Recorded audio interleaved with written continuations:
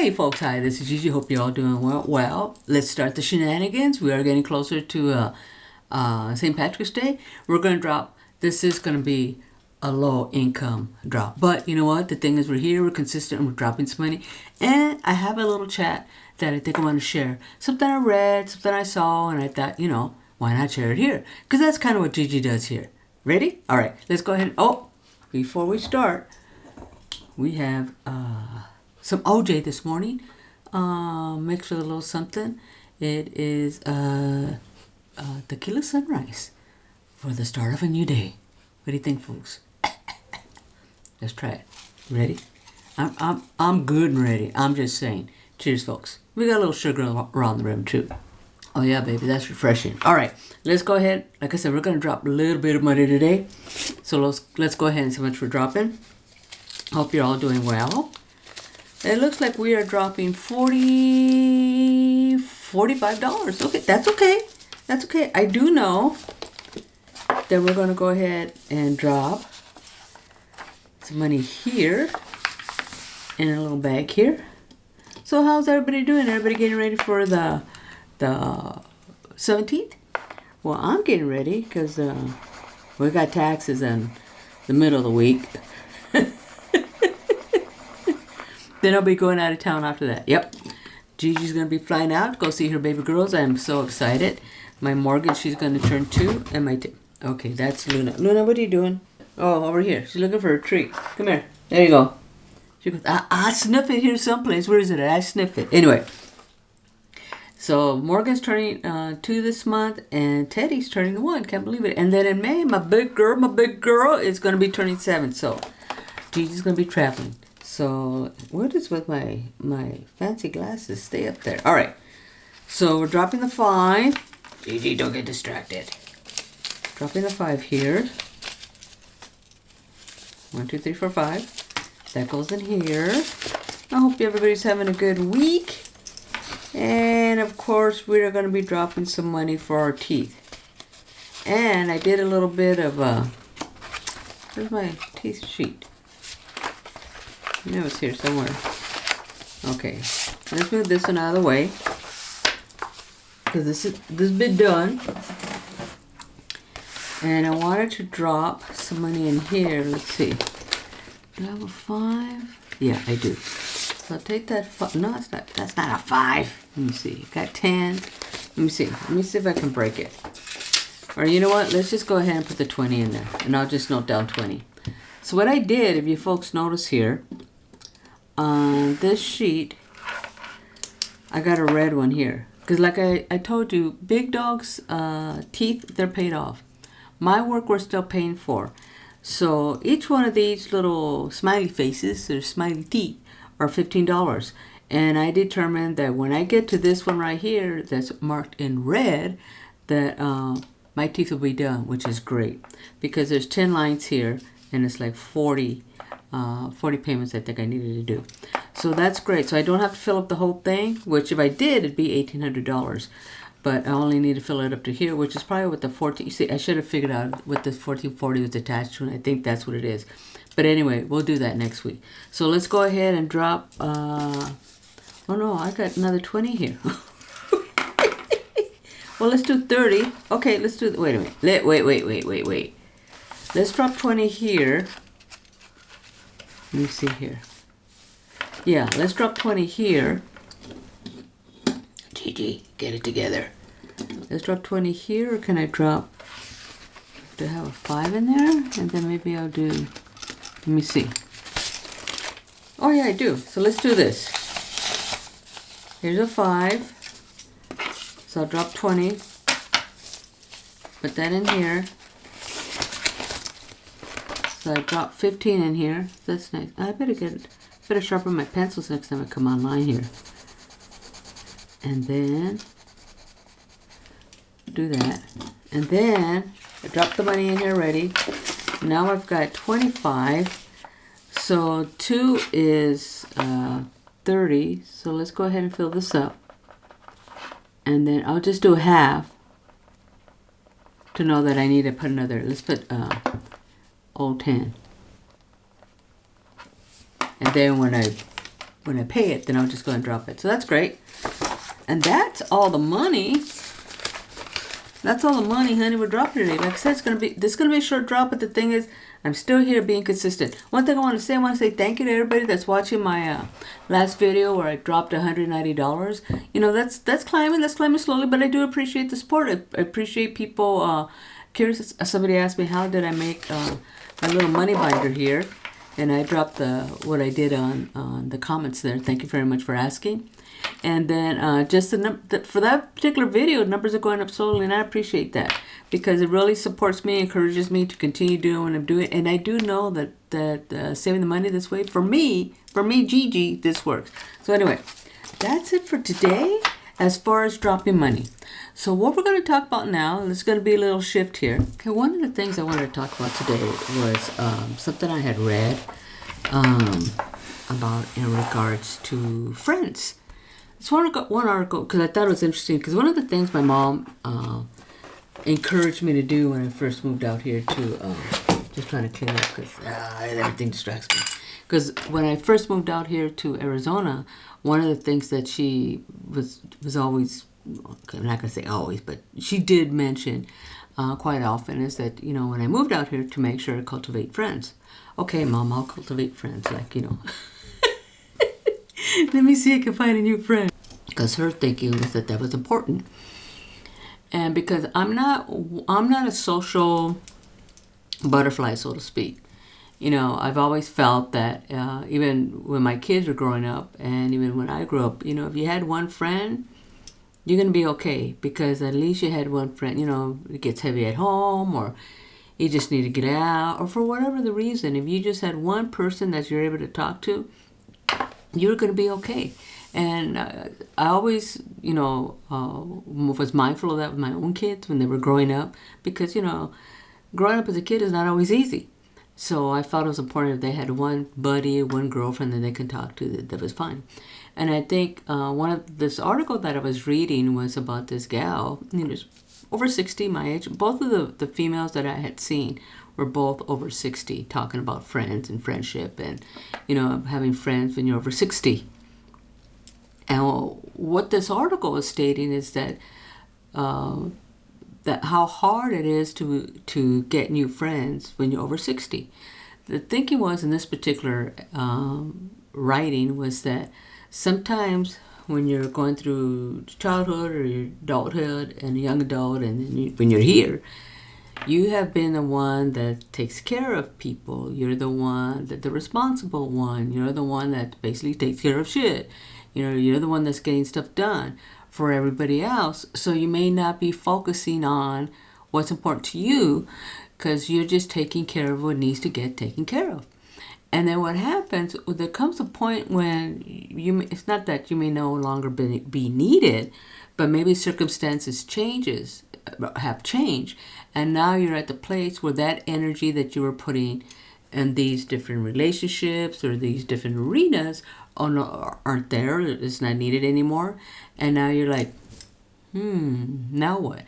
And these people sometimes have difficulty finding friends because they don't really know how to find friends because maybe they didn't really have a lot of friends because they were just taking care of people or taking care of responsibilities within their life, which is very different than having friends. So, Big Dog just came home. He was at a RC event. So, which is very different, as far as relationships in your life. And then this other gal that I was watching, she was talking about how, you know, she feels okay not having friends, that she can sleep as long as she wants. She doesn't have to hurry to do anything. She doesn't have to hurry to get out of bed. She has no obligations.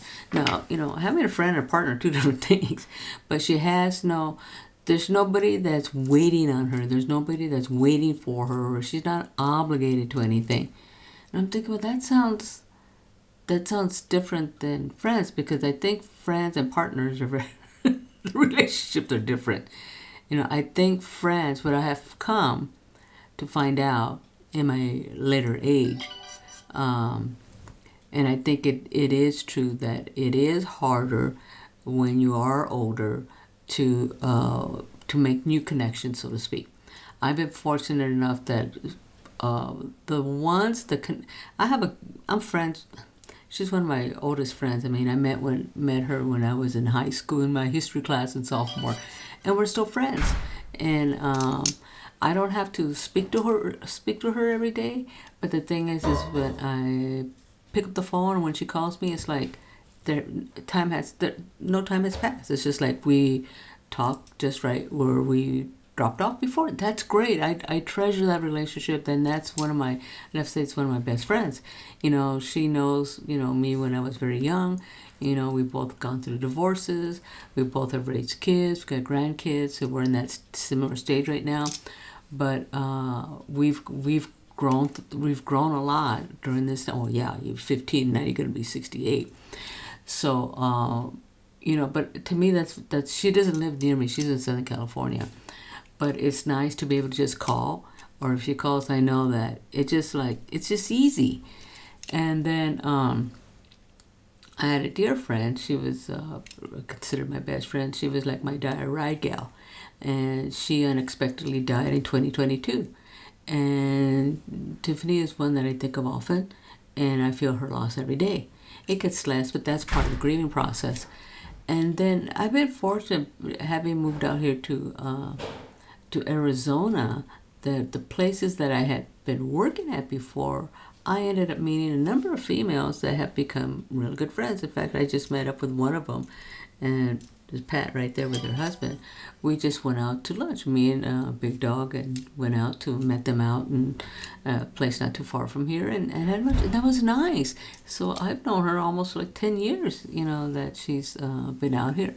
And it's nice to be able to do that, and we can just catch up. And and the thing is, nowadays, you stay in touch by text, but it's not the same as a real connection. And then there were 4 other gals that I met at the same funeral home that Pat was working at, that I have maintained and retained a relationship with these group. There's 4 of them, so when I'm with them, I call us the Fab Five because we are fabulous. And and I enjoy their company because this particular group, they range in age from 36 to over 60, and I love that.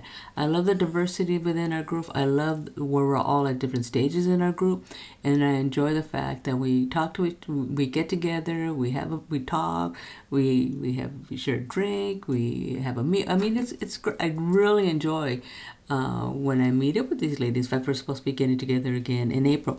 We usually try to get together for everybody's birthday, so it kind of spread out. So that's nice. It's nice that it's easy. It's nice, and just to be able to hang with the girls. And then I have not been one to not go out and be afraid to do things on my own. I wanted to golf. I went golfing. I've gone by myself many times. When I was in California, I had a 9/80 schedule. That meant that I had every other Friday off. But guess where I was at 7 o'clock in the morning? I was on the first hole teeing off. It didn't matter if I was by myself. That's fine.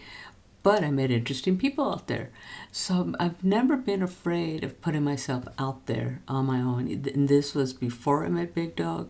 When I was with my first husband, Gary, I wanted to learn how to golf. He encouraged me, go ahead, take classes. So I was always willing to go out there and put myself in situations where I was going to be meeting new people. And then when I moved out here, I didn't really start going to, I was taking classes, some photography classes that I enjoyed, and I didn't really make any kind of connections. I think I was just too busy between work and school and, doing what I can here, for my folks. So I think I was just too busy. Now that I've, retired, I go to a Zumba class, I go to a fitness class once a week. So really I'm going to the gym 2 to 3 times a week. And that's where I've met a number of ladies over there too. One in particular, Doris, Doris and Kenny. In fact, we just got together with them not too long ago and met up at a winery not far from it. And that was nice. It's nice because I think what friends bring to you is a connection of different interests, of seeing things differently. They're like, add a little flavor, and I like the fact that you can have from different, you don't have to be all from the same group. I think it's important that you meet different people because they bring different aspects and they bring a different point of view, different perspectives to your life, and to get for you to think, oh yeah, I didn't see it that way. I think it's kind of interesting. But that is one way or how I have continued to meet friends through work, which when I was working, I've gained, 5 very good relationships there. And then now going to the Zumba and gym class. But the thing is, I can meet people in those classes, but it doesn't mean nothing's going to happen if you don't put energy into any of this. And I think that's kind of what the gal that I was listening to, I think she just didn't want to put any energy out there anymore. And that's fine. If that's her choice, I wish her nothing but the best, because if that's what she wants, that's great. But I'm not, like I said, my sister's more the social butterfly than me. I don't need to have I'm more of a loner. I've always been a loner. I was a bookworm as a kid. I can go through a ton of books. When I was a kid, even now I do the audiobooks now, but getting my hands on a book, I love that. I could get out on my bike and I just ride. I would just ride, just out of the house, just ride. I think walking gives me the same thing that riding my bike did.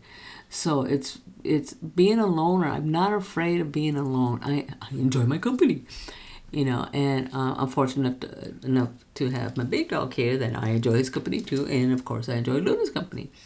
But I've never been one that felt that I need to get out. Oh, I need to do this. I need to do that. I got to meet this. And I think that everybody's a little bit different as to friends, as to what they need in their life. I'm not going to say that I need the friendship. What I think it enhances your life. They're like, maybe you're fortunate enough. They're like the fairy dust that just kind of crosses your paths. I do believe that people come into our lives and they leave an impression on us. And I have met people, from my past employment, from going to school and before, that they meant a lot to me. But I think they were there just for that part of my life. The ones that continue to go with you through your journey, those are your friends. Those are the ones that I think have meaning, or give a little extra meaning as to who you are, and have an understanding of who you are, and also give you different ideas of who you could be, or where you want to go, or what you want to be. So I think as I've gotten older, I understand when my mom was saying, you got to cultivate friendships. I understand that now, because I think, it's easy just to stay home. I understand that. But it's good when somebody calls and say, hey, we want to go out and do this, we want to go out and do that. That just adds a little something to it. I don't think that's something that I need, but it's nice to have. And I think as we get older, sometimes that gets a little bit harder unless you put yourself out there. If you don't put yourself out there, ain't nothing going to happen. And I think, like I said, I can be by myself. I'm a loner. Believe it or not, I really am. I'm a bit of a loner, but I think that it's good for me to get out once in a while, to see new people, to talk to other people. If for nothing else, just to kind of get you out of the house, get your brain going, get your juices going, get new thoughts, get new conversations. I think that's all great. But I think friends at this age is different. It doesn't come as easily. Sometimes it is a little bit of work, but it's only if it's something that you want to do. If it's not worthwhile, by all means, don't do it. But if you get something from it and they get something from that, and there's a reciprocal relationships there and conversation there and meaning there, by all means, you want to be able to do that. And I would encourage you to do that, because it does get harder as we get older. So if you do want to find friends, I even kind of wrote about this. If you do want to make friends, you have to really kind of say, okay, so how am I going to, sometimes you have to make that happen. And I think when we were kids, we didn't have to make that happen. We just walked outside and something happened. But nowadays it is a little bit different. But if you want to do that, don't be afraid to step out of your comfort. Be the first one that calls about the coffee. Be the first one that calls, hey, let's go get lunch. Be the first one, hey, you want to go get a glass of wine. Be the first one, if you want to invite them over, why don't you come on down? And, I've got the fire pit going. It's a nice evening. Why don't you come on down? Let's get together for lunch. Let's get together for brunch. just don't be afraid to do that. It may be scary the first time out, but you're gonna gain more about yourself. You're gonna have a better understanding about yourself, and who knows, maybe you have a long-lasting friendship. You never know. But anyway, what are your thoughts about being over 60 and getting new friends, huh? I think it's interesting. I just kind of wanted to share that with you, what I had seen and what I had read, and I just thought it was interesting. And you know, here on Gigi's Unfiltered, oh my gosh, hold on, Big Dog was just making himself a shake.